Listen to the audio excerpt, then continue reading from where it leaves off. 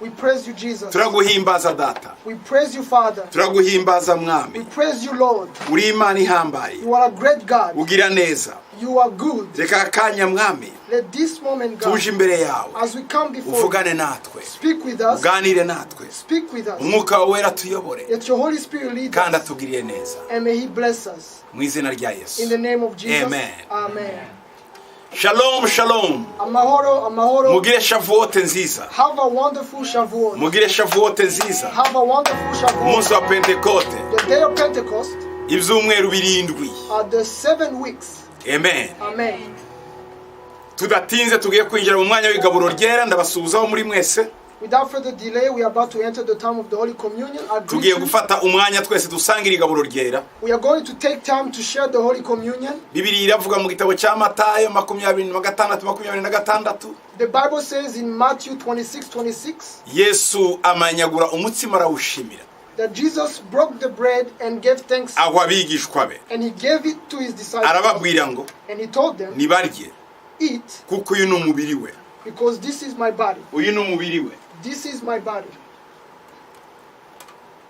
Arawumanyagura. He broke it.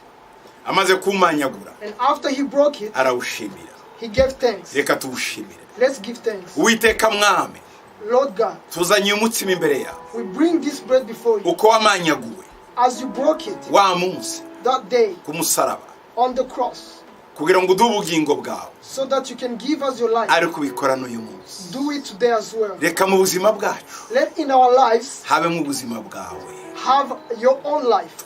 Tugire umubiri wawe. Let us have your body. Tugukenyere tukwambare. Let us clothe you. Twambare wowe Let us clothe mu you buzima bwacu. in our lives. Urakoze data. We thank you, Father. Ijambo ryawe riravuga ngo Your word says, amaze kumanyagura after He broke it no kuwushimira and after He gave thanks, ngo yenda igikombe He took the cup as well aragishimira. and He gave thanks. Aragishimira aravuga ngo mwende iki gikombe He said, drink from it. ngo ni mukinywereho Drink from it. ngo ni amaraso y'isezerano rishya Because this is the blood of the new avuye ku covenant, bwa benshi ku bw'ibyaha byabo. which is shed for many for the Iri remission ni of sins. isezerano rishya This is the new covenant twahawe na Yesu Kristo. that we have been given by Reka aya Jesus maraso ya Christ. Yesu Let this body of Jesus, akweze, let this blood of Jesus cleanse you. akumara indwara. Let it take away your disease. Aya maraso ya Yesu Let this blood of Jesus akubohore. set you free. Urakoze data. We thank you, Father. Urakoze data. We thank you, Father. Turagushima. We praise Mana you. tuzanye igikombe imbere yawe. Lord, we bring this cup before you. Turasaba ngo tukinywereho. We ask that we drink from it. Tukinywereho mwami ari icyo gutwibutsa ko waje kuri iyi si ugapfa ukazuka. Let us drink it as we remember that you came on this earth, you died, and you rose again. Kandi ko wapfuye ukazuka ukaba uri muzima. And that you died, you rose again, and that you are alive today. Kuzatuzurana natwe nawe kuri wa munsi wawe. And that you are going to raise us again on that day.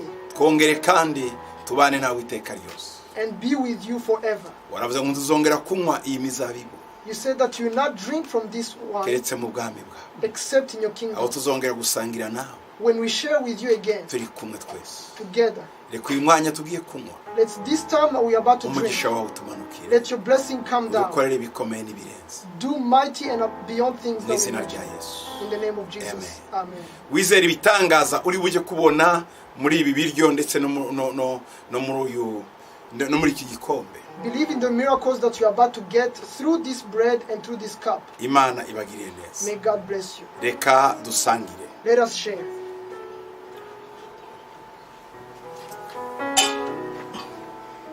Reka twese dufata umutsima Let us all take the bread turye. and let's eat.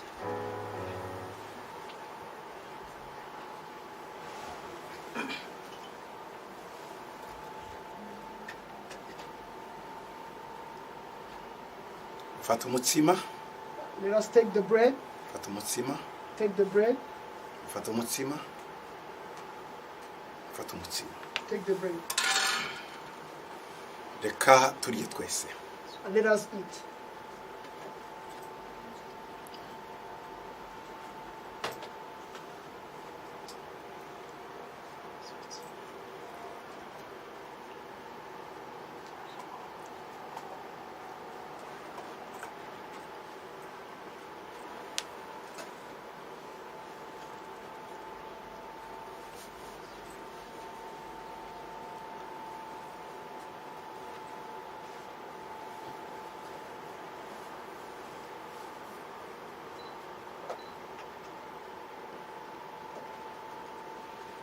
arongera afata n'igikombe amaze kugishimira arababwira ngo ni mumwe mwese.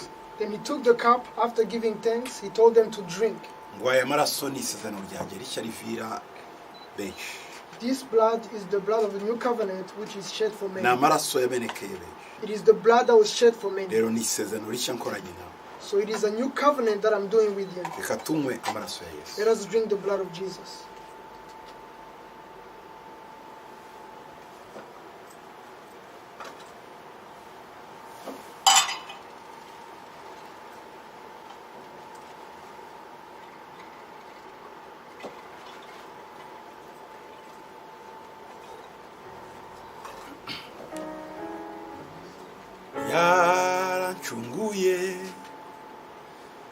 yaracunguye ibyaha byanjye, yarabibambye ku musaraba,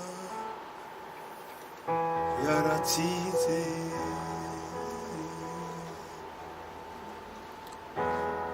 turagushimba mwami Yesu We thank you, Lord Jesus, ko wikoreye ibyaha byacu that you carried our sins ku musaraba, on the cross. ntiwarangirizaho, You did not end there. utwuzuza umwuka we, You also filled us with the Holy Spirit. utwuzuza umwuka we, You filled us with the Holy Spirit. utugirira neza Data, You blessed us, Father. uradukomeza, You strengthened us. uradushigikira. You supported us. muri uyu mwanya So in this time, turi abana n'abagaragu bawe, we are children and servants of yours. turi abana bawe ariko kandi dukorera ubwami bwawe We are your children, but we also serve your kingdom kubw'umwuka we, because of your Holy Spirit. kubw'umwuka we. Because of your Holy Spirit. shimwa Data, We praise you, Father. tugiye kuganira ijambo ryawe, We are about to share your word. uvugane natwe Speak with us. mu izina rya In Yesu, the name of Jesus. amen. Amen. turashima Imana ku bwanyu mwese abakurikiye. We praise God for all of you who are following. ndizera ko tugiranye umwanya mwiza mu igaburo ryera. I believe we had a wonderful time in the Holy Communion. Imana rwose ibuzuze kandi ibazamure, May God fill you and lift you up. Imana ibakomeze ibashire hejuru. May God bless you and also strengthen you. uyu ni umunsi wa nyuma wacu wa Pentecoste. This is our last day of Pentecost. imvo n'imvano ya Pentecoste The news about Pentecost ihera mu gitabo cy'Abalewi igice cya 23. it starts in the book of Leviticus 23. Abalewi 23. Leviticus 23. turareba ku murongo wa 17. We are going to look at verse 17.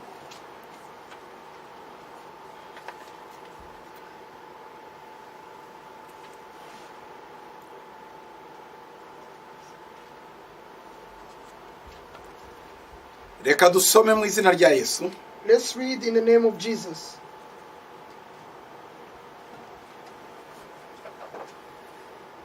Mu buturo bwanyu twahera no ku 15 kugira ngo twumve neza. Let us start with 15 so that we can understand the context.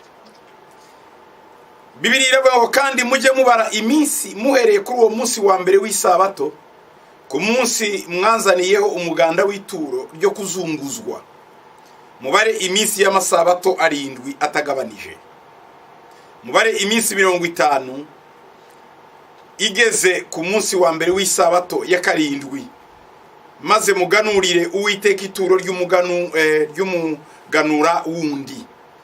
17 mu buturo bwanyu mukuremo imitsi 2 yo kubituro rijungujwe, ibe ibice bya 12 bya efa y'ifu y'ingezi yotsanywa umusemburo.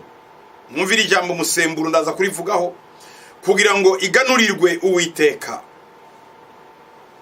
18 mumurikirane niyo mitsima abana b'intama 7 badafite inenge, bataramara umwaka, n'ikimata cy'umusore n'amasekurume y'intama 2, bibe ibitambo byoserezwa Uwiteka, bitambanwe n'ituro y'ifu n'ibyo kunywa yo kuri byo, bibe ibitambo bikongorwa n'umuriro by'umubabwe uhumurira Uwiteka neza.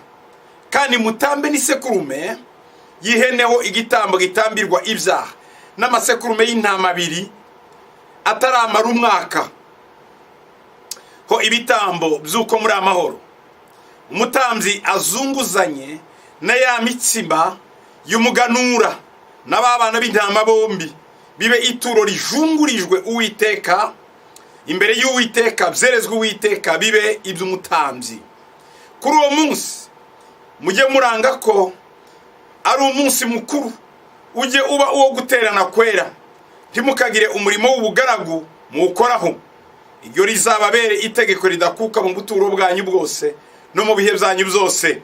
Kuri 22, kandi nimusarura ibisarurwa byo mu gihugu cyanyu, ntimuzasarure inkokora z'imirima yanyu zose, ntimuzatoragure ibisigaye guhumbwa, ahubwo mubisigire umukene n'umusuhuke w'umunyamahanga. Ndi Uwiteka Imana yanyu. Verse 15. And you shall count for yourselves from the day after the Sabbath, from the day that you brought the sheaf of the wave offering, 7 Sabbaths shall be completed. Count 50 days to the day after the 7th Sabbath. Then you shall offer a new grain offering to the Lord. You shall bring from your dwellings 2 wave loaves of 2/10 of an ephah. They shall be of fine flour. They shall be baked with leaven. They are also the first fruits of the Lord. And you shall offer the bread 7 lambs of the first year, without blemish, 1 young bull and 2 rams. They shall be as burnt offering to the Lord, with their grain offering and their drink offerings, an offering made by fire for a sweet aroma to the Lord. Then you shall sacrifice 1 kid of the goats as a sin offering, and 2 male lambs of the first year as a sacrifice of a peace offering. The priest shall wave them with the bread of the first fruits as a wave offering before the Lord. With the 2 lambs they shall be holy to the Lord for the priests. And you shall proclaim on the same day that it is a holy convocation to you. You shall do no customary work on it. It shall be a statute forever in your dwellings throughout your generations. When you reap your harvest of the land, you shall not wholly reap the corners of the fields when you reap, nor shall you gather any gleaning from your harvest. You shall leave them for the poor and for the stranger. I am the Lord your God. Ibyakozwe n'intumwa ibice 2 umurongo wa mbere. Acts chapter 2 verse 1. Tugeze ku murongo wa 4. 2 verse. Umunsi wa Pentekote usohoye, bose bari hamwe mu mwanya umwe bahuje umutima. Nuko umuriro ubatungura uvuye mu ijuru umeze nk'umuyaga uhuha cyane, ukwira inzu bari bicayemo. Haboneka indi mizigabanije isa n'umuriro, ururimi rujya ku muntu wese wo muri bo. Bose buzuzwa umwuka wera, batangira kuvuga indimi kuko umwuka yabahaye kuzivuga. Amen. When the day of Pentecost had fully come, they were all with one accord in one place, and suddenly there came a sound from heaven as a rushing mighty wind, and it filled the whole house where they were sitting. Then there appeared to them divided tongues as of fire, and one sat upon each of them. And they were all filled with the Holy Spirit and began to speak with other tongues as the Spirit gave them utterance. Imana ishimwe cyane. Praise God.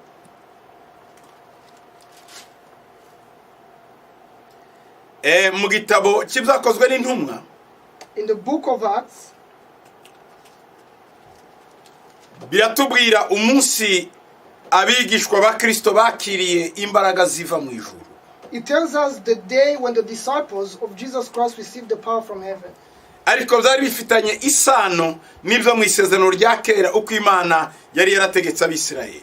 But it was similar to the things of the ancient or the Old Testament when God commanded the Israelites. Abisirayeli bari barahawe nk'uko nababwiye iminsi 7 mikuru. The Israelites were given 7 feasts.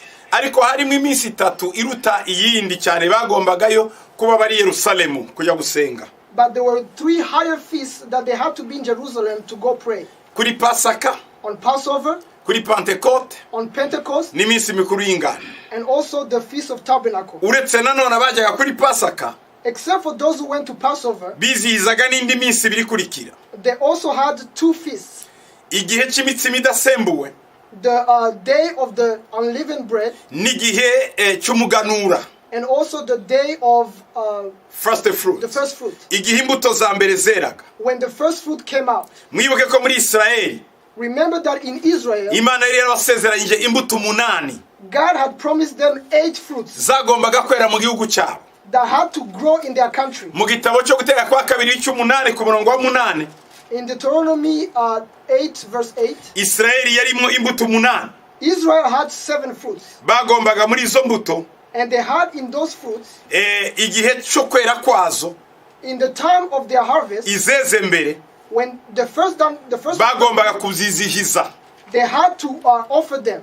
Reka turebe gutera kwa kabiri 8:8. Let's read Deuteronomy 8:8.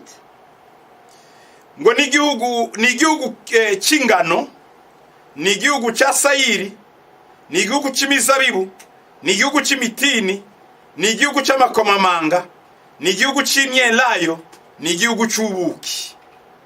Ibyo ko ari 8. Verse 8, a land of wheat and barley, of wines and fig trees, and zirindwi imbuto zwi sorry 7 fruits, a land of wheat and barley, of wines and fig trees and pomegranates, and a land of olive oil and honey. Ubuki bavuga ha, The honey that speak of, ni imbuto ziba ku biti byenda kumera nk'ibigazi, it is fruits that come from trees. bazita date. They are called dates. Izo mbuto ziraryoha nk'ubuki. Those fruits are tasty like honey. Aha bakoresheje ijambo ubuki ntabwo ari ubuki dukura mu nzuki, ariko n'ubuki bwavaga muri iyo mbuto biva ku biti byenda kumera nk'ibigazi. Kubatuye muri Afrika mutabizi date cyangwa se imikindo, byenda gusa n'imikindo. They are talking about honey, but they were actually fruits from that tree that came out and they taste like honey. Rero igihe zimwe muri izi mbuto zatangiraga kwera bakabona imiteja yazo, and when they saw that these fruits were growing and they saw the harvest, bafataga izeze mbere, they would take the first ones, akaba arizo bashira abatambyi bitaga ngo numuganura, and they would take them to the priest and they called them the first fruits. aho hari mu kwezi kwa kane, and that was in the 4th month. bategereje ko hazaba kwera no gusarura mu kwa gatanu no kwa gatandatu gutangira. They were waiting for the harvest in the month of the 5th and the 6th month.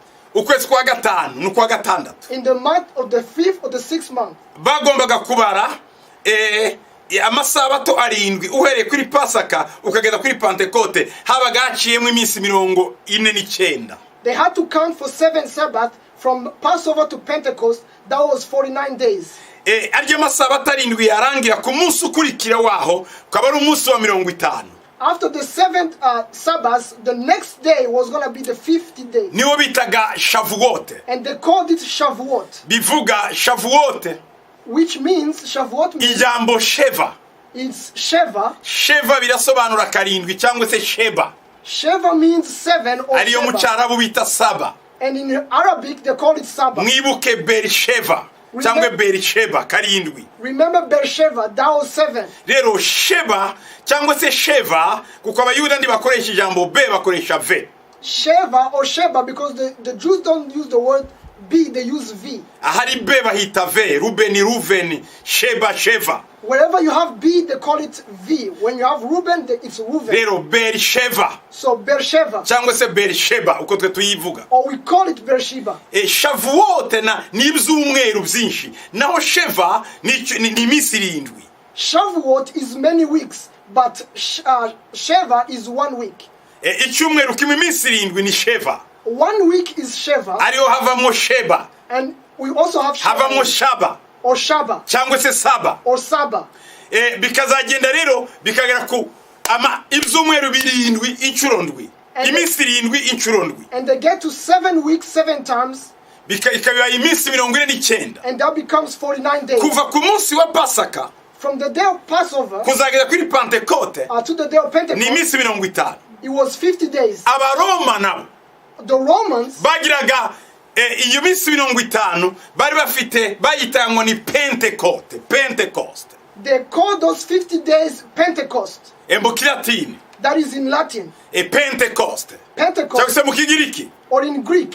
ubwo rurimi rwari ruzwi ka 50. That language was known as 50. Impamvu twebwe abakristo twakurikije ijambo Pentecoste ntitwakurikiza ijambo Shavuot, The reason why we Christians followed the word Pentecost and not Shavuot, nuko Bibiliya y'isezerano rishya yanditswe mu Kigiriki. It is because the New Testament was written in Greek. mu kigiriki rero bandika iyo bavuga ariya 50 bakoresha ijambo pentekote ntibakoresha shavuote kuko atari igiheburayo. So in Greek, when they talk about Shavuot, they use Pentecost. Ariko mu balewi bakoresha ijambo shavuote hariya twasomaga. But in Leviticus, we use the word Shavuot. Kuko isezerano rya kera ryanditswe mu giheburayo. Because the Old Testament was written in Hebrew. Imana ishimwe cyane. Praise God. Rero muri ibi bihe by'isezerano rishya rero hari ururimi rw'ikigiriki niyo mpamvu dukorera ngo umunsi wa pentekote usohoye. So in this, ntabwo ari umunsi wa shavuot usohoye.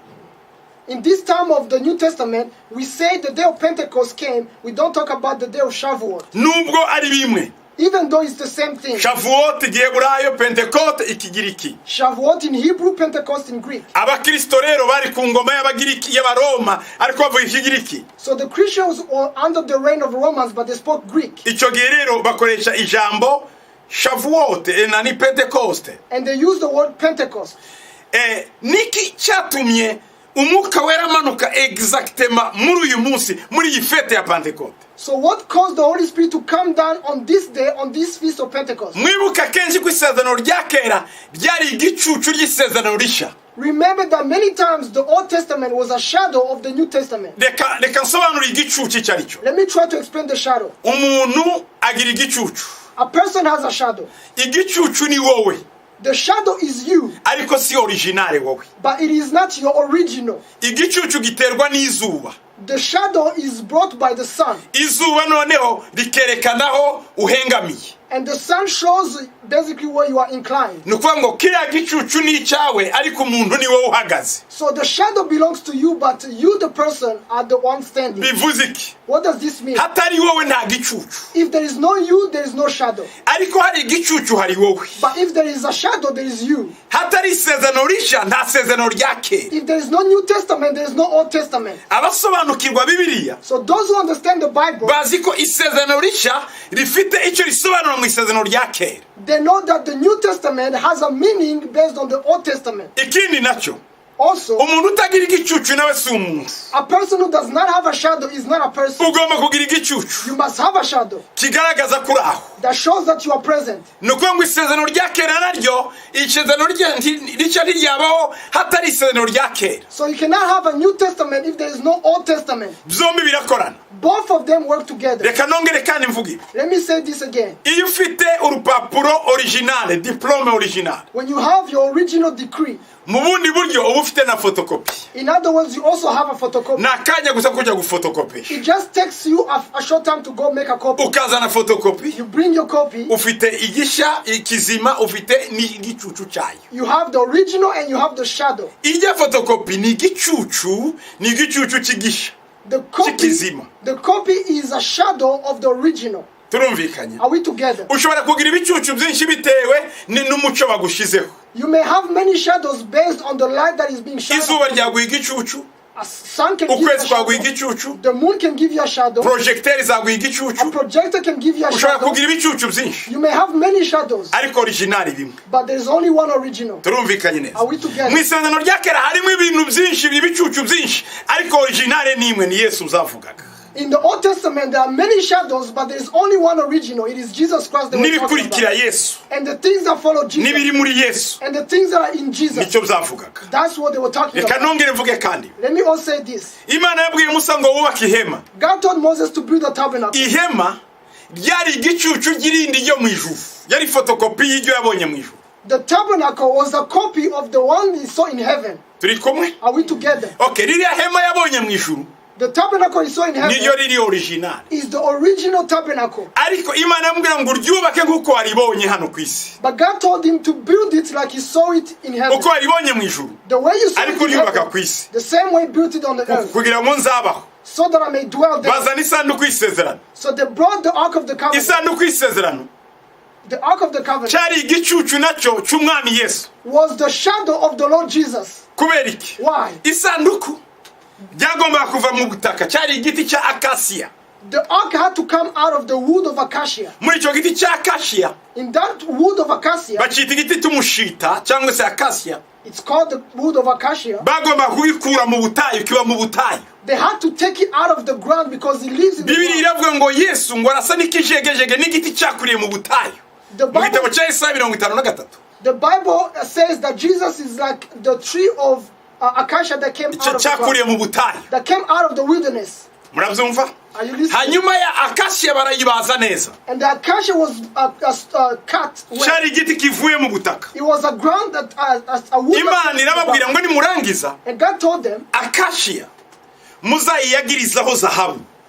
after icyo cya giti cya akashiya rya sanduku you finish preparing the wood or the ark, you need to put gold on top of it. mushireho zahabu. You need to put gold on top of it. igiti cyambare zahabu.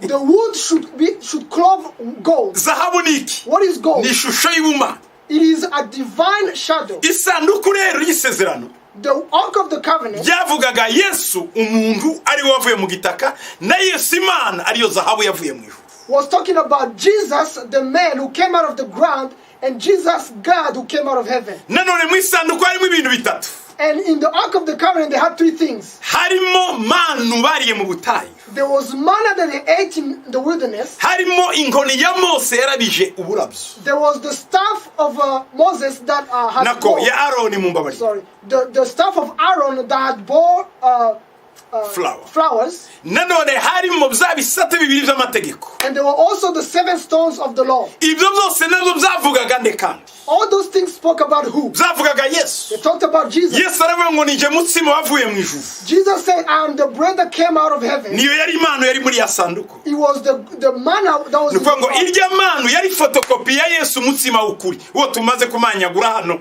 cyari ikimenyetso cy'umubiri wa yesu. So the manna was the shadow of the body of Jesus, the one that we just broke here. ya nkoni ya mose ni iki? What is the staff of Aaron? ya nkoni ya mose ni umwuka w'ubuyobozi yesu yari agiye guha abantu niwe muyobozi ukwiriye. The staff of Moses was the Holy Spirit, which represent the leading of the Holy Spirit. nanone bya bisate bibiri ni iki? What is the 2 stones? ni ijambo. It is the word of God. yesu yari ijambo. Jesus was the word. ibyo nanone byagaragazaga nde kandi yesu? That also symbolized Jesus. ni ukuvuga ngo igicucu cy'ibizaba. So that was the shadow of the things that are coming. isezerano rya kera rero hari abavuga ngo bo ntibarikunda ariko nta kuntu wakumva isezerano rishya utumva isezerano rya kera. There are some people who say that they don't love the Old Testament, but there is no way to understand the New Testament if you don't ngo ni understand amakuru the Old. y'intambara no kurwana gusa. They say it is just news about war. cyangwa se abami n'ibiki Or they talk about kings n'amazina agoye gufata mu mutwe. and difficult names to memorize. ibyo bintu ndabizi ko bibavanga I know those things confuse you, ariko utarabikunda bizakugora kumva isezerano rishya. but if you don't love them, it's going to be hard for you to understand the new covenant. kugira ngo umenye igicucu umenya nyiracyo kugira ngo umenye nyiracyo ugomba kumenya n'igicucu cye. For you to understand someone, you must understand their shadow. For you to understand the shadow, you must understand rero the person. pasaka ni iki? So what is Passover? pasaka ni abisirayeli bava mu giputa Passover is the Israelites when they came out of Egypt. babaza umwana w'intama. They slaughtered the lamb. umwana w'intama ni nde? Who is the lamb? ni yesu. It is Jesus. basize amaraso ye ku miryango n'inkomanizo z'inzugi no ku madirishya. They put his blood on top, on their doorposts. bisobanura iki? What does that mean? amaraso ya yesu The blood of iyo Jesus. tuyitwikiye tukayisigaho satani arahunga ntatwica. When we put it on us, Satan flees and he doesn't kill us. ni ukuvuga ngo marayika yaraje That means the angel, urimbura the death angel, ahasanze amaraso and when he found the blood, yibwira ko bamaze gupfa he thought that they had died already, arigendera. and he left. amaraso ya yesu yaturiho When the blood of Jesus is upon us, urwo rubanza n'ibihano byose iyo bitugezeho usanga turiho amaraso ateba barangiye gupfa twikomereze kandi turi bazima muri yesu. the judgment and the condemnation, they pass over us because they think that we are dead because we are in Jesus. muri iryo joro nyine In that very night, bagombaga kurya they had to eat. bagombaga kurya imboga zibishe They had to eat bitter leaves. bakabirisha umutsima udasembuwe. And they had to use unleavened bread.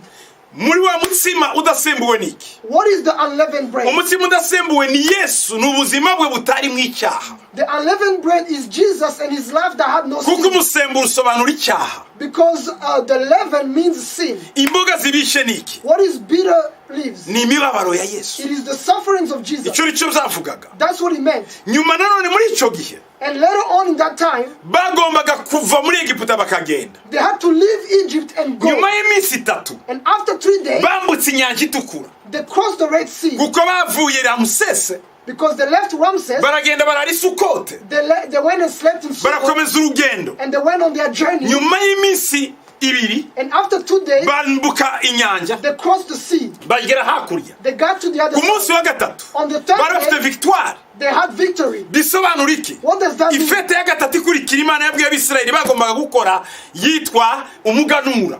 The third feast that the Israelites had to observe was the first fruits. Umuganura niki? What is the first fruit? N'imbuto nzima yashizwe mu butaka irafiyazuka. It is a living seed that was put in the ground and came back there alive. Guca kwa Abisirayeli mu nyanja itukura kwari ugupfa. For the Israelites to go through the Red Sea was death. Kwambuka hakurya kwari ukuzuka. To get to the other side was resurrection. Kandi birasobanura ngo hari ubuzima nyuma y'urupfu. And it also means that there is life after death Ku bari kumwe n'Imana. for those who are with God. Ariko nta buzima ku badafite Imana. But there is no life for those who don't have God. Abanyegiputa babakurikiye bo ntibambutse bahezemo. Nukuvuga ngo abadafite Yesu bazahera ikuzimu.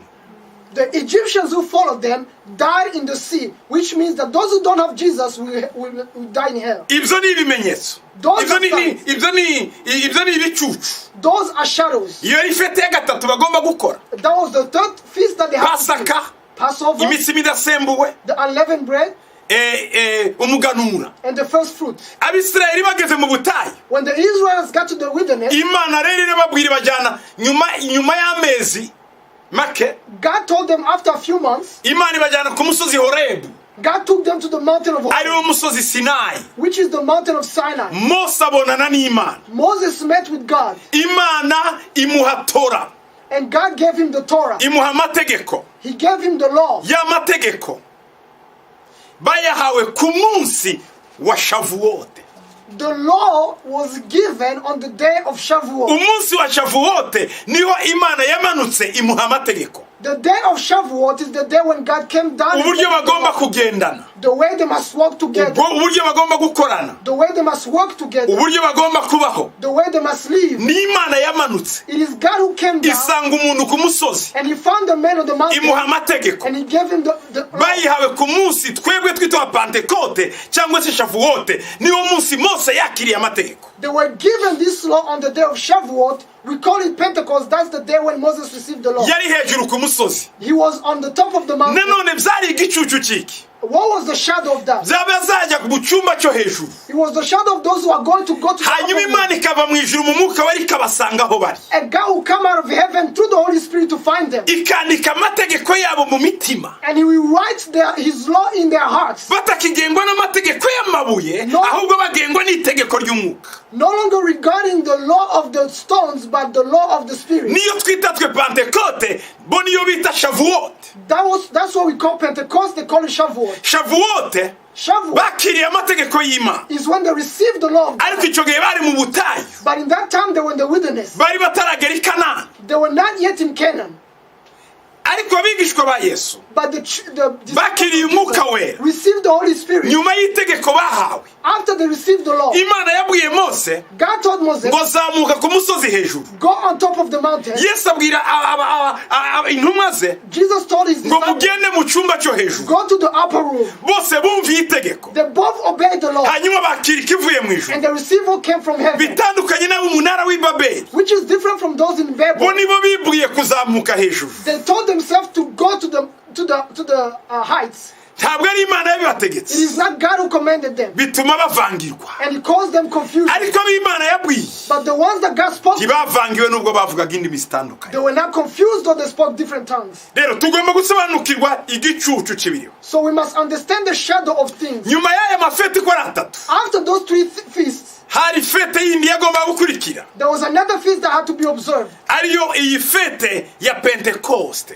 which is the feast of Pentecost. Pentecote ni iyihe fete? What is Pentecost? Pentecoste niyo Shavuot twavuze. It is Shavuot that we spoke about. Yari iyiki? What was it for? Yari fete yo gusarura. It was the feast of harvest, Cyangwa se fete y'ibyumweru. or it was a feast of weeks. bayitaga ibirori by'ibyumweru. They were called the celebration of the week. niryo jambo Shavuot. That's what the word is. bagombaga kubara iminsi 50. They had to count 50 days. 50 yavugaga iki? What is 50 mean? iyi myaka 50 yageraga, When 50 days will ababoshwe bose barabohorwaga. all the prisoners will be released. niyo bitaga jubile. That's what they call the Jubilee. ufite madeni, ufite ibibazo byo wese yarababarirwaga. Those who have debts, those who have sins were forgiven. abari baraboshwe, Those who were imprisoned, abari abacakara, those who were slaves, uwo munsi warabyukaga ku munsi wagera imyaka 50 igeze, on that day after 50 years, ukamubwira ngo itahire, you tell your slaves to ideni go. ryarangiye, The debt is Tahiwan. consumed. Go home. abantu bakabohoka. And people will be set free. umwuka wera yaje gukora ikirere, So what did the Holy Spirit come to do? kutubohora. He came to ngo say, ntimwahawe umwuka w'ubwo you were not given a spirit of ngo fear ubakomeza mu bubata, that continues in slavery, ngo ariko ngo mwahawe umwuka uvuga ngo aba data. but you were given a spirit that says, Abba Father. twagize liberation, twarabohotse, dufite freedom. We have been set free, we have freedom. ku munsi wa Pentecote On the day of Pentecost, habaye kubohoka. there was freedom. abanyabwoba b'abagabo, The fearful people became men. abari boshwe na satani barabohorwa, Those who were bound by Satan were set, imbaraga z'umwuka wera zirakora. and the power of the Holy Spirit was able ku to. bayuda rero Concerning the, bazamukaga i Yerusalemu they went up to Jerusalem nyuma y'iminsi 50 after these 50 days, bakajya kuririmba. and they will go to sing. bagendaga baririmba They will go singing, basoma igitabo cya Rusi reading the book of no mu Ruth, masinagoge, even in the synagogue, kuko bari bejeje. because they had harvest. bagera i Yerusalemu When they will get to Jerusalem, bakaja imbere y'umutambyi, they will go before the priest, bagafata za ngano za mbere ya sayiri ya mbere yeze bali, and they will take the barley, noneho za ngano zabo ya sayiri bagakora umutsima. and they will take the first fruit of the niyo barley. twasomye mu gitabo cy'Abalewi, That's what we read in the book. bagafata imitsima ibiri They will take 2 loaves, bakayigira umutsima umwe. and they will make it one loaf. ari imitsima itandukanye n'iya Pasaka, The difference between these loaves from Passover, yo yakoreshwaga umusemburo, this was done with leaven. naho Pasaka But Passover, ntibakoreshaga umusemburo. they did not use leaven. bivuze iki? What does it mean? Pasaka yari Yesu, Passover was Jesus, ariko Pentecote yari umuntu but Pentecost was man ugomba kuzura iby'Imana, who was to be filled with the things of God. umunyentege nke, The weak person, umunyabyaha, the sinner, ariko uzabashishwa n'umwuka. who are going to be empowered by the Holy Spirit. yari yarabimubwiye kera umugabo witwa Zakariya, abibwira Zorobabeli Zechariah told Zerubbabel a long time ngo ago, si kubw'imbaraga, si kubw'amaboko, ni kubw'umwuka, it is not by strength or by might, it is by the Spirit of kuko God. uri umunyentege nke, Because you are weak, uri umunyamubiri. you are flesh. bafataga imigati ibiri They will take 2 loaves, bakuye muri sayiri, they will take it out of the body, bakayotsa neza, and they will make it, bakayikoreshamo umusemburo. and they will take with leaven. ya migati ibiri bakayihuza, They will combine those 2 loaves, barangiza kuyihuza bakayizana imbere y'umutambyi. and once they combine them, they will bring it before the umutambyi priest. akaza ku gicaniro And when the priest was on the altar, akayizunguza he would sift them. imbere y'Uwiteka, He would sift them. agafata imigati akayizunguza. He would sift them. niyo mwumva icyo Bibiliya ivuga ngo akazunguza iyo mitsima. That's when the Bible says he sifted ni them. ukuzunguza nk'ukuzunguza, It is just sifting the way you do. akerekana ko ari inyintege nke. He will show them that they are weak. kandi uzunguza nako ufitiyeho imbaraga. Something you move like that is something you have iyo power over. uzunguza umuntu When you shake a person, uba umurusha ibiro, that means you have more ikintu power. urusha ikiro urakizunguza. When you have more weight, you ni can uko ngo shake. umwana w'umuntu ni umunyentege nke, That means the Son of Man is weak. akazungurizwa imbere y'igicaniro. They were shaken before the altar. yarangiza kuzungurizwa imbere y'igicaniro, Once they were shaken before the altar, muranyumva neza, You hear me? bakabaga intama indwi. they would slaughter 7 lambs. za ntama ndwi zasobanura ya masabato arindwi, Those 7 lambs symbolize the 7 Sabbaths. kandi buri sabato yari Yesu, And every Sabbath was Jesus. buri sabato yari Yesu, Every Sabbath was ni Jesus. Yesu wari It wuzuye. is Jesus in fulfillment. niyo mpamvu That's why tutakiziririza iminsi, we don't celebrate days, kuko Yesu niwe sabato yacu. because Jesus is our iyo Sabbath. turi muri Yesu When we are in tuba Jesus, dufite isabato yuzuye. we have a full Sabbath. Yesu ashimwe cyane. Praise Jesus. hanyuma ya mitsima barangiza kuyizunguza, And once they finish shaking those loaves, bagatamba they will sacrifice n'isekurume z'ihene, the lambs. isekurume z'ihene, Yes, the lambs, yes.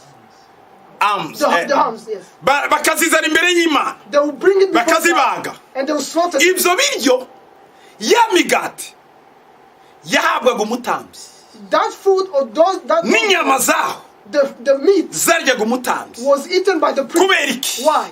Niwe wabitwariraga imbere y'Imana. He is the one who went before God for them. Yari yemerewe kurya izo nyama. He was allowed to eat that meat. Yari yemerewe kurya uwo He mutsima was allowed to eat that muri bread ibyo bihe. in those times. Kuko yabatwaye imbere y'Imana umwaka wose. Because it took them before God the whole year. None bageze ku gihe cyo kweza. And now they have come to the time of harvest. Bagashima Imana. And they'll praise God. Umva ijambo ritangaje aha rero. This is what's amazing. Iyi migati ibiri isobanura iki? Kuko niyo nshaka kuvugaho mbere yuko ninjira muri Pentecote urabyumva. Before I go into Pentecost, I want to explain these two loaves. Iyi migati ibiri ivuze iki? What is these two loaves? Iyi migati ibiri These two loaves niyo of bread. Paul avuga mu Efeso 2:14. It is when Paul talks about in Ephesians 2:15, 14. 2:14. Ngo ababiri yabagize umwe. The two were made one. Ngo kera ntitwari Abisirayeli. We were not Israelites. Ngo twari kure y'Ubwisirayeli. We were far from Israel. Ngo ariko twigizwa hafi n'amaraso ye. But we were brought near by his blood. Ngo twebwe ntitwari dufite isezerano. We did not have the promise. Isezerano ry'ibizaba. We did not have the covenant of what's coming. Ibyo Imana yari yaravuze. What God has spoken Ngo about. ariko ngo kubw'amaraso But because of the ngo blood, twigiza hafi. we were brought near. Ku murongo wa 14 On verse 14, ngo ababiri bahinduka umwe the two were made one. ngo bakujeho urwango rw'umusaraba. When it took the hatred of the cross, Ngo igisika cyari hagati y'ababiri and the divide that was between ngo them gikuzaho umusaraba we. was removed by this. Aba babiri Paul yavugaga The two that Paul was talking, we yari umuyuda he was a Hebrew. yabwiraga abanyamahanga. He was talking to Gentiles. Yarebaga uwe Paul He would look at himself ko arimo asengana n'abanyamahanga. as he was praying with the Gentiles. Niko kari akazi ka Pentecote. That was the job of Pentecost. Pasaka Passover yatuganishaga muri Pentecote led us into Pentecost, aho umuyuda where the Jew and the n'umunyamahanga Gentile bazubaka itorero rimwe. will build one church. Niyo ya mitsi mibiri That was the two loaves of bread yafatiraga hamwe that will be combined akayizunguza imbere and y'Uwiteka. they'll be shaken before the Lord. Umuyuda The Jew ni umunyentege nke is a weak person ariko uri mu masezerano, who is in the covenant. naho umunyamahanga But the ni Gentile umunyentege nke is a weak person wagira ubuntu. who has received grace. Aba bombi bahuriye hamwe When these two, nibo bagomba kubaka itorero ry'Imana. they must build the church of God. Icyazanye umwuka wera ndikire So what brought the Holy Spirit? kwari ukugira ngo azahuze aba babiri. It was for him to unite these two. Aba bombi rero ya migati ibiri So these two bread cyari igicucu were the shadow cya Rusi of Ruth of Ruth na and Bowazi. Boaz. Ndagira ngo mbyumve I neza. want you to hear Mu this. gitabo cya Rusi In the book of Ruth, kirimo gusarura. there is harvest. Twasomye muri iki gitabo And we read in this ngo book nimutangira gusarura that when you start to harvest, ngo muzasiga inkokora, you must sleep the corners. muzareke bimwe ntimuzasarure byose. You must not reap everything. Iyo uri musarura When you are ngo reaping, ikiguye hasi ntukagitore. whatever falls, you should not take. Ngo kandi nusarura ahantu And when you reap a place, uzasige ngana bimwe bihagaze ntubikoreho. you must leave some standing, Ngo kuko umunyamahanga azaza nyuma yawe because the Gentile will come behind you, n'umukene wo mu gihugu azaza and ngo abe ari ibyo atoragura they'll come kandi asarure ngo nawe ajye kugaburira. and they'll have harvest and go to feed. Imana yari yarabahaye iri tegeko muri Isirayeli God had given them a law in ngo Israel nimusarura that when you reap, ntuzamara umurima, you should not reap uzasige 100%. bimwe You should leave some, kugira ngo umukene, so that the poor, umupfakazi, the widow, umunyamahanga the foreigner azaze muri uwo murima will come in that land aje guhumba. and come to. Babyita guhumba. It is to come Aje gusarura to ibyo harvest, atateye. to come harvest what they have Ariko kubwo planted. imbabazi zawe But because of your mercy, wabimusigiye. leave it for them. Rero wagombaga kubireka. So you had to leave. Hari abagiraga imitima mibi There are some who had a bad heart. agasarura byose. They will reap everything. Imana iravuga ngo niba ufite uwo mutima mubi God said, if you have that evil heart ugasarura byose, and you reap everything, ikizagwa hasi whatever is going to fall down, ntuzuname ngo ugitore. you should not bend to take it. Hari abiyaranjaga bagasarura kugira ngo bitagwa hasi, There are some who reap in such a way that nothing falls. ariko ntibyashobokaga. But it was not possible. Mu byo wasaruye ntiyabura ikimeneka. Among the things you reaped, something must Rero mu fall. mugoroba iyo bavaga mu murima So when they came out of the field, hazaga abapfakazi, they came widows, hakaza abakene they came poor n'abanyamahanga, and foreigners, bakagenda bazenguruka umurima wose and they would go around the field baje guhumba ibyo wataye. trying to pick what you left. Uko niko byagenze That's what they did. mu buzima bwa Rusi In the life of Ruth na and Bowazi. Boaz. Ibi byashaka kugaragaza iki? What does this mean? Itorero ry'abanyamahanga The church of the Gentiles hamwe n'abayuda and the church of the Jews bahuriye hamwe. combined together. Rusi akomoka he? Where does Ruth come from? Rusi akomoka kwa Loti. Ruth comes from Lot. Bowazi akomoka he? Who does Boaz come from? akomoka kwa Aburahamu. He comes from Abraham. Aburahamu apfana iki na Loti? What is the relationship between Abraham and Lot? N'umwana wa se wabo, He's his cousin. n'umwana wa mukuru we. That's the son of his brother. Umwana wa mukuru we Haroni. His brother Haron. Yapfuye kare. He died early. Aramutwara. And he took him. Igihe cyo gushya kwi Sodoma ni Gomora, On the day when Sodom and Gomorrah took fire, Loti yarahunze. Lot fled. Ahungira mu gihugu cyo hakurya y'inyanja y'umunyu. And he fled beyond the sea of the salt. Amaze guhunga, After he fled, ahungana n'abakobwa be babiri. he fled with his 2 daughters. Nta muhungu bari bafite. They did not have a man. Nyina yari amaze kwicwa n'umuriro, yahindutse inkingi y'umunyu. Their mother had become a pit of salt. Bamwita ngo ni Edita, yitwaga Edita. Her name was Edith. Muri Talmud, ntabwo ari muri Bibiliya. That is in Talmud, not in the Bible. Arapfa. She died. Amaze gupfa, After she died, abana b'abakobwa bajyanye na se. the daughters went with the father. Babona barashaje nta mugabo kuko abantu bose bari bashize. They saw that they were getting old, they did not have any husband. Bigiriye inama yo kuryamana na se ngo babyare. And they talked among themselves to sleep with their father to give Bari birth. abakobwa babiri. There were 2 daughters. Bahase inzoga nyinshi. They gave their father a wine. Isaranywa arasinda. The father drank and got drunk. Samaze kunywa, After he got drunk, umukobwa mukuru aryamana nawe. the older daughter slept with him. Ahita asaminda. And she conceived. Abyara uwitwa Mowabu. And she gave birth to Moab. Umukobwa mukuru nawe araje, umuto yaraje. And the younger daughter came. Nawe bararyamanye. She slept with him. Aratwita. And they bore a son. Abyara uwitwa Amoni. And she gave birth to Ammon. Naho Mowabu n'Abamoni bavuye. That's where the Moabites and the Ammonites came Mu out. gihugu ca Jordaniya. In the land of Jordan. Aho ni kwande kwa Loti. That is in Lot's country. Naho kwa Aburahamu But in the country of niho Abraham, havuye Isaka, Yakobo na Yuda. that's where you came. That's who came out: Isaac, Jacob, and Judah. Mu gihugu ca Betelehemu rero, In the country of mu Bethlehem, gice cyo kwa Yuda, in the side of hari Judah, umugabo witwa Elimeleki. there was a man called Elimelech. Elimeleki yari umugabo ukomeye cyane. Elimelech was a great man. Ariko i Betelehemu hareraga cyane. And Bethlehem was very fruitful. Bahitirira inzu y'ibiryo, It is y'imitsima, y'imigati. It is called the house of bread. Ni ukuvuga ngo Betelehemu ni inzu y'umugati. Bethlehem means the house of bread. Ariko barasonza. But they got hungry. Basonze baravuga ngo reka twimukire tujye gushaka ibiryo mu gihugu cy'i Mowabu. When they got hungry, they said, let's go to the country of Kuri Moab. bene wabo ariko bahurira kure cyane. To their relatives, but far, distant relatives. Urabyumva? Do you hear me? Baragenda bagezeyo, When they got there, babaye mu gihugu cy'abanyamahanga. they lived in a country of foreigners. Basanga bagira imana zabo basenga atari imana ya Isirayeli. And they found that they pray idols that are not. Abamowabu basengaga ikigirwamana cyitwa Kemoshi.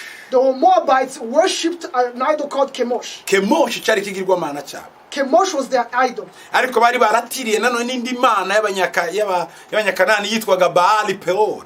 But they also worshipped a god of Canaan called Baal Peor. Muribuka Abisirayeli Remember the Israelites. bageze mu kibaya cy'Ishitimu, When they got munsi to the, y'igiti cy'Ishitimu, when they got to the under the tree of Shittim, aho ngaho baje gusambana n'abakobwa b'i Mowabu. they fornicated with the daughters of Moab. Batangira gusenga Baali Peor. And they started to pray Baal Peor. Baali Peor yari imana y'abanyakanani ariko nabo bari bayifite. Baal Peor was a god of the Canaanites, but they also Ariko worshipped him. imana ikomeye mu Bamowabu yari Kemoshi. But the god that was more prominent was Chemosh in the Moab. Barongora abakobwa babo babiri, abarongorera abahungu be, And they married 2 daughters of them, Kiriyoni na Mahaloni. Kirion and Mahalon. Barongora Orpa na Rusi. They married Orpah and Ruth. Bukeye Elimeleki arapfa. And Elimelech died. Elimeleki amaze gupfa, Once he died, abahungu be bombi nabo barapfa. his 2 sons also died. Hasigara abapfakazi batatu, And there were only 3 widows left. Naomi, Rusi na Orpa. Naomi, Ruth, and Orpah. Mu gice cya mbere cya Rusi gatandatu ngo yumva amakuru ko Imana yagendera i Betelehemu. In Ruth 1:6, she heard news that God visited Bethlehem. Arasezeye babakazana batumva muri bato mwisubirira iwanyu muzarongorwe, ndatashye nanjye iwacu Imana yaratugendereye. She bid farewell to her daughters-in-law and said, go home and go and get married. I'm going back home. Orpa aramusezera Orpah left her. asubira iwabo. She went back home. Naho Naomi na Rusi But Ruth aramubwira ngo ntusiga. said, you are not going to leave me. Yamubwiye ibintu bikomeye. She told him, Jambo rya mbere yaramubwiye ngo Imana yawe izaba Imana yanjye. your God will be my God. Bivuze iki? What does it mean? Ndetse Imana zikemoshe nkurikira Imana ya Isirayeli. I'm leaving the idols of Chemosh and following the God of Israel. Umunyamahanga agiye ku Mana y'Abisirayeli. a foreigner is going to the God of Israel. icyakabiri aramubwira ngo igihugu cyawe kizaba igihugu cyanjye. Number 2, she said, your country will be my country. ubwoko bwawe buzaba ubwoko bwanjye. Your people will be my people. aho uzagwa niho nzagwa. Wherever you die, I will die. imana izabimporera ibi ntabikora. And may God punish me if I don't do this. nyirabukwe abura uko abigenza bati tugende. And the mother-in-law said, let's go. ariko yari azi aho amujyanye. But she knew where she was taking him. ko abayuda batari boroshye kwakira umunyamahangakazi. Because the Jews were not easily welcoming to cyane noneho mu nzu ya Yuda. Especially those in the house of Judah. abafite inkoni y'ubwami. Those who had the staff of abo Yakobo yari yarahanuriye. Those that Jacob had prophesied about. mwitangiriro 49 ku murongo wa 10. Genesis 49 verse 10. inkoni y'ubwami nizava ku bitugu byawe. That the scepter of rulership will not leave your Yuda shoulders. yarazi ko ari umwami. Judah knew that he was a king. bitwaraga cyane. And they'll behave like kings. kandi n'ubwoko bw'Imana. And they were the people of God. noneho azanye umunyamahangakazi w'umupfakazi. Now she's bringing a widow from a foreign land. cyari ikibazo gikomeye cyane. That was a big problem. Naomi aremera arariska. Naomi took the risk. ariko na Rusi nawe arariska. But also Ruth took the bati risk. ngewe niyemeje kuzaba uwanyu nzakunda ubwoko bwanyu icyo mwamba nicyo mutazamba nzakira. She decided, I'm going to love you, I'm going to be one of your people. Whatever you give me, I will take. Whatever you don't, I will leave. umva mwene data. Listen, brethren. igihe cyo gusarura kigeze. The time of the harvest when it came, Rusi abwira nyirabukwe. Ruth told the mother-in-law, ati twe kwicwa n'inzara. let us not die by reka hunger. nje guhumba. Let me go and fetch. mu gice cya kabiri cya Rusi. In the second book of Ruth, ngo aragenda akurikiye abandi. it says that she went following others. ngo yisanga mu murima wa Bowazi mwene wabona Elimeleki ngo kandi ntiyarabizi. She found herself in the field of Boaz, the brother of Elimelech. ntabwo yarabizi. And she did not know it. yari mwene wabo. He was his brother.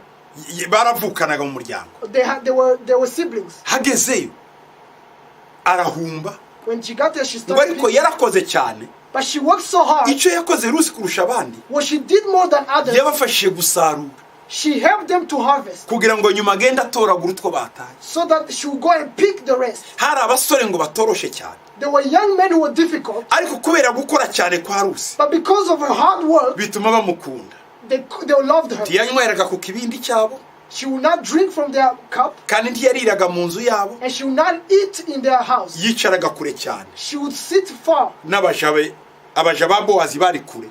The servants of Boaz were far. akemera kuba umuja w'abaja. And she accepted to be the slave of the slave. none ngo umunsi umwe Bowazi araza muri And wa then one day Boaz came to urumva them bajaga kure cyane. because they went far. habagamo n'utuzu bararamo mu gihe cy'isarura. And there were houses where they would sleep in the time of harvest. ntabwo basubiraga i Betelehemu. They did not go back to Bethlehem. kuko kumbuga ya Bowazi yari kure gatoya ni Betelehemu. Because the field of Boaz was a little bit far from Bethlehem. hanyuma aragenda Bowazi. Boaz went. ashitse asanga umuntu arimo arakora cyane. When he got there, he saw someone working ngo very abaza hard. abahungu be. And he asked the servant. ngo bashanguriya ni mwene nde. He said, whose daughter is that? baramubwira ati bati ni wa munyamahangakazi. It is the foreign woman. wa mupfakazi wo kwa Naomi mwene wanyu. The widow from Naomi, from your people. aramwitegereza aratangara cyane. He looked at her and he was amazed. aramuhamagara ngo mukobwa wanyu ngwino hano. He called her and said, come here, my daughter. ahageze aramubwira ngo namenye amakuru n'ineza wagiriye mwene wacu. He said, I heard the news and the good things you did for my sister. wanze kumuta wenyine. You refused to abandon ngo amakuru her. yawe meza narayamenye. I have heard your good news. ahamagara abakozi. So he called the n'abana be. servants and the children. arababwira ngo uyu ntazatoragura ibyo hasi ibyo mwasaruye mujye mumuhana we bitahane. He said, this one should not pick what you've left on the ground. You should give a part of the harvest. ati cyongeyeho akira mwera ku kibindi cyanjye. Another thing, drink from my cup. yaramutinyuye abantu bose baramwubaha batangira kumuha kunywera ku bibindi byabo. And people started to respect her and also share their cups. ngo igihe cyose abantu ngo baryaga we yaritaruraga kure agategeza ko barya agakomeza akazi. Every time people would eat, she would go in a far place and she would wait for them to finish so that she can start working. itorero ry'amahanga rigomba gukora cyane kugira ngo ryemerwe. The church of the Gentiles must work hard so that it can be accepted. tugomba kwerekana tukereka Imana ko tutari dukwiriye ariko kubwo ubuntu bwayo twaje. We must show God that even though we were not deserving, because of His grace we came. ubutumwa twari kubuvugira uyu munsi i Yerusalemu. We would have spoken this gospel in Jerusalem. uyu mwanya twari kuba turimo tubuvugira ku mbuga yo kwa Bowazi. At this time, we'll be talking about this on the tomb of Boaz. On the aho tomb of Naomi Boaz, yari ari na Bowazi where Boaz and Naomi ndetse no were. mu nzu barimwo ni urutare runini cyane Even the house where they were in a big rock, rugize imyaka 3,000 in a big fortress that is more twari than kuba tuharirimbira uyu mwaka 3,000 years. ariko butaha tuzajyayo We will go there next time. ndizera ko nawe uzahagera I believe that you will be there too. Imana ishimwe cyane Praise God. hanyuma Bowazi arayaho Boaz slept there, bararyamye bose and they all slept. ariko Naomi abona ko Bowazi ibirenge bye bidapfukiriye But Naomi saw that Boaz's feet were not covered. aragenda aramurusa She went and covered them. abyuka yasusurutse aravuga ngo ninde wabinkore undi abyuka karagenda agiye kureba amenya ko ari wa Mowabukazi. He woke up in a very good mood and wondered who covered his feet. And she left quickly, but he knew that it was the Moabite. byaje kuvamo rero So after that, amurongoye they got married. babyarana Obedi. They gave birth to Obed. Obedi abyara Yese. Obed begot Jesse. Yese abyara Dawudi. Jesse begot David. Dawudi avamo Yesu. And David, out of David came Jesus. Muri Yesu rero harimo abanyamahanga hakabamo n'abayuda. So in Jesus, there are the Gentiles and the Jews. Birya Bibiri yivuga ngo What twasomye mu Balewi we read in Leviticus, ngo ntimuzarangize ibihingwa byose musarura.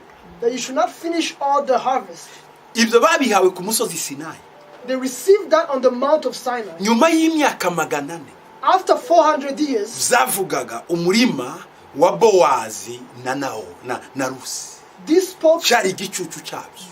This spoke of the field of Naomi and Boaz. Ko ari cyo kizatuma Rusi agomba guhura na Bowazi. That field will cause Ruth to meet Boaz. Kuko bubashe iri tegeko. Because they obeyed this word. Nanone kuri Bowazi na Rusi Also from Boaz and Ruth, byavugaga ya mitsi mibiri. he talked about the two loaves of bread. Umutsima w'umunyamahanga The love of the Gentiles n'umutsima ariwe Muyuda. and the bread of the Jews. Bazazunguzwa imbere ya Yesu. Who will be shaken before Ariwe Jesus. mutambyi mukuru. Who is the high priest. Hanyuma twebwe turi mu musemburo. And we who have leaven, Turi mu intege nke. we who have Turi mu weakness, ibyaha. who we have sinned. Amaraso ya Yesu akabidukuraho. If the blood of Jesus takes Hanyuma away, Imana ikirengagiza ko turi abanyintege nke. and God will not look at our weaknesses, Ikemera iryo turo. he will receive that offering. Niko kumanuka k'Umwuka Wera muri twebwe. That was the Holy Spirit descent upon us. Umwuka Wera kuza muri twe ni. The Holy Spirit coming in us is Ni what? Imana yirengagije intege nke umusemburo turimo ikicarana natwe.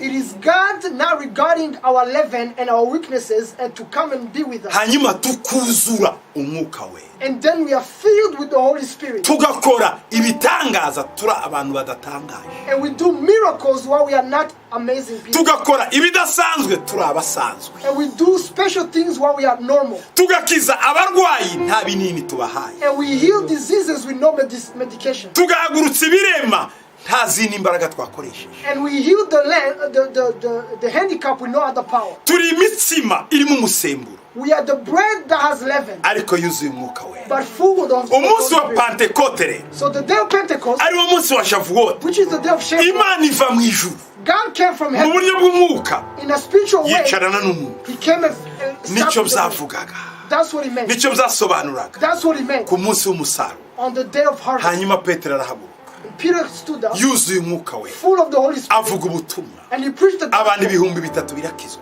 And 3,000 people got saved. Mu buryo bw'umwuka wabasaruye benshi cyane. In a spiritual manner, they harvested many. Tugeze mu gihe cyo gusarura. We are in the time of harvest. Ubu Kristo arimo yuzuza imbaraga itorero rye. When Christ is giving power his church, Kugira ngo tubashe kuvuga ubutumwa, so that we can preach the gospel, tubashe kwamamaza, we can proclaim, tubashe kuzamura we can elevate ibendera rye muri ibi bihe. his banner in this time. Itorero rya Kristo The church of Christ rigomba guhangana n'ibiriho, must fight against the things that are here, atari kubw'imbaraga zabo, not because of their power, kubw'amaboko yabo, not because of their might, kubw'umwuka w'Imana. but because of the Holy Iri Spirit. torero rigiye kubakwa The church is about to be ririmo filled abahungu n'abakobwa with men and women buzuyemo impano z'umuriro, full of the gifts of fire, birukanka, who run, buzuye imbaraga who are filled with power, nka za mbwebwe 300 za Gideyoni, like za Samusoni.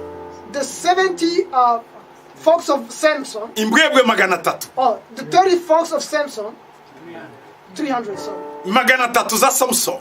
300 folks of Samson zagiye mu mirima y'abafilisitiya zigatwika. that ran around the fields of Philistines. Imana ashaka kuzuzamo abahungu n'abakobwa umwuka we, God wants to fill men and women of the Holy Spirit bagende batwika imirima y'abanyabyaha, who are going to burn the fields of the sinners, ibyaha biri mu bantu, the sins among people, ibibi biri mu bantu, the evil among people, imivumo iri mu bantu, the curse among people, imiziro n'imiziririzi iri mu bantu, the bad things among people, ibyaha biri mu bantu, the sins among people. bishe bigurumane. They will burn Igihe cy'umwuka at the time of the muri iki gihe cya in Pentekote, this time of Pentecost, imbaraga z'Imana zuzure, the power of God may be, ibitangaza by'Imana bigaragara, the miracles of God, ubwiza bw'Imana buze, the glory of God will come, abantu batangare, and people will be amazed. batangazwe no gukomera kw'Imana, People will be amazed about the greatness of batangazwe God. n'ubwiza bw'Imana. People will be amazed of the glory of Bene God. data, Brethren, iki ni cyo gihe this is the time. Imana irimo yubaka itorero ry'abanyamahanga n'abayuda. God is building the church of the Gentiles and the Jews. Ziri mu mpamvu twashize minisiteri yacu i Yerusalemu, This is one of the reasons we put our ministry in Israel, kugira ngo twongere guhuza itorero ry'abanyamahanga so that we can join the church of the Gentiles hamwe n'itorero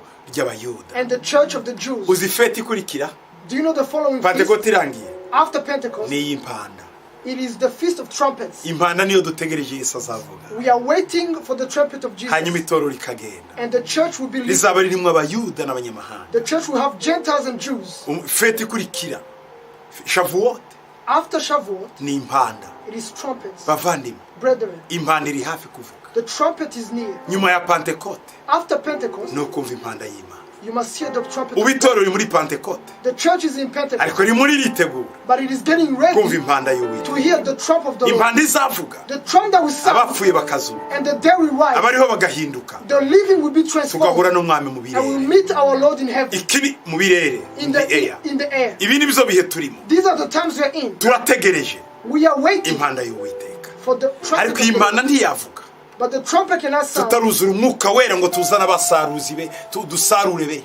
before we are filled with the Holy Spirit and bring harvest. Icyaduha ngo iki gihe cya tekinoloji, I wish that this time of technology, ubutumwa bwacu bugere hose, that our gospel may reach everywhere. ubutumwa bwacu bukore kuri benshi, Our gospel may touch many, imitima y'abandi ihinduke, and that the hearts of people will be kandi menye transformed Imana. and may know God. Yesu abaha umugisha. May Jesus bless you. Sinarangiza iri jambo I cannot finish this ntakubwiye word ngo niba utarakira Yesu, without asking you that if you have not ngwino uhure received n'umwami Jesus, w'abantu, come and meet the Lord of ngwino Lords. uhure na Yesu. Come and meet Reka Jesus. dusengane nawe. Let us pray with you. Utarakira Yesu, If you have not received subiramo Jesus, uvuga ngo mwami Yesu, repeat and say, Lord Jesus, ndi umunyabyaha, I'm a sinner.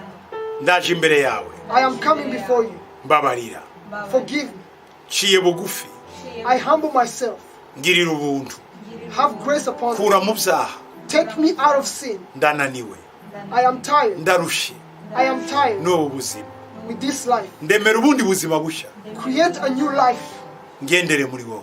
that I may walk in you. Ndakwemereye I receive ko kuva uyu munsi that today uyobora ubuzima bwanjye, you will lead my life. umbere umwami You will be my Lord kubera umugaragu, and I will be your servant. uri umukiza wanjye, You are my Savior. nakiriye igitambo I receive the sacrifice watanze ku musaraba that you gave on the cross n'umuzuko and the resurrection wanzukiye that you rose ngo again, nzabeho iteka ryose. that I may live forever. ungire umuntu wifuza Make me the person you want uyu munsi n'iteka ryose, and forever. mu izina rya In Yesu, the name of Jesus. amen. Amen. Ngiye kugusengera utaruzura umwuka we, I'm going to pray for you who is not filled with the Holy Spirit. utaruzura imbaraga z'Imana, If you have not been filled with the power of God, ngo wuzure umwuka we, that you will be filled with the Holy Spirit. wakire, That you will receive. wuzure, That you receive. wuzure, That you receive. wuzure. You'll be filled.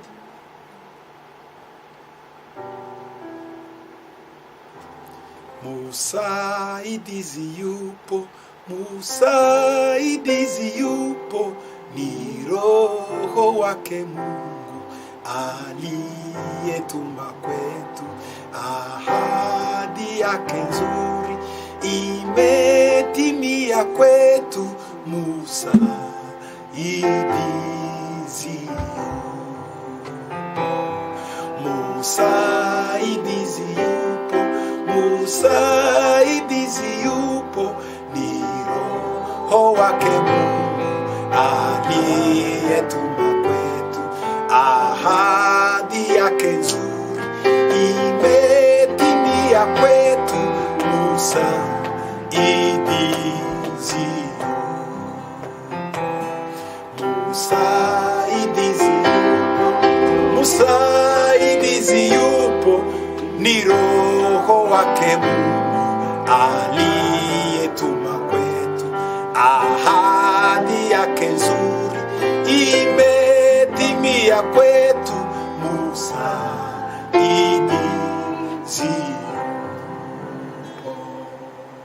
Mana nasaba umwuka wawe God asks for your Holy Spirit. Kumanukira buri muntu wese hano.